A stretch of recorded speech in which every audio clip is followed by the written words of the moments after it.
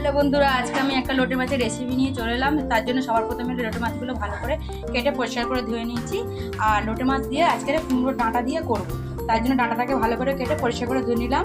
আর মশলা রসুন থেঁতো করে নিয়েছি, টমেটো আর পেঁয়াজ কুচি করে নিয়েছি, আর লঙ্কা কটা চিড়ে নিয়েছি।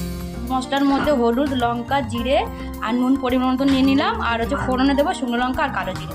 কড়াই পরিমাণ মতন তেল নিলাম, আর ফোড়নের জন্য যেটা রেখেছিলাম শুকনো লঙ্কা আর কালো জিরে ফোড়ন দিয়ে দিলাম। কুচিয়ে রাখা পেঁয়াজগুলো ফোড়নে ছেড়ে দেবো।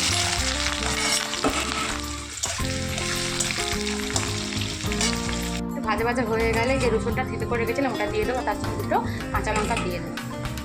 রসুনটা ভাজা ভাজা মতন হয়ে গেলে ওর মধ্যে একটু হলুদ গুঁড়ো, জিরে গুঁড়ো, লঙ্কার গুঁড়ো, পরিমাণ মতন নুন দিয়ে একটু জল দিয়ে পেঁয়াজটা কষে নেব।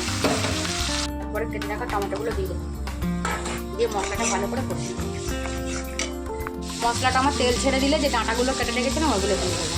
দিয়ে ভালো করে নাড়াচাড়া করে ডাঁটাটা একটু সিদ্ধ হয়ে গেলে তারপর মাছগুলো এর মধ্যে ঢেলে দেবো। ডাঁটাটা আমার সিদ্ধ হয়ে গেছে, এবার কেটে রাখা মাছগুলো দিয়ে আমি একবারই নেড়ে চেড়ে রেখে দিই। বেশি নাড়া যাবে না, নাহলে মাছগুলো ছোটো মাছটা আমার হয়ে গেছে। নামানোর আগে 4টে কুচানো কাঁচা লঙ্কা আর একটু কুচিয়ে রাখা ধনেপাতা দিয়ে নামিয়ে। মাছটা আমার কমপ্লিট হয়ে গেছে। বন্ধুরা, কারা কারা কুমড়ো ডাঁটাতে লোটে মাছ খেতে ভালোবাসে অবশ্যই কমেন্ট করে জানিয়ে যাবে। টাটা।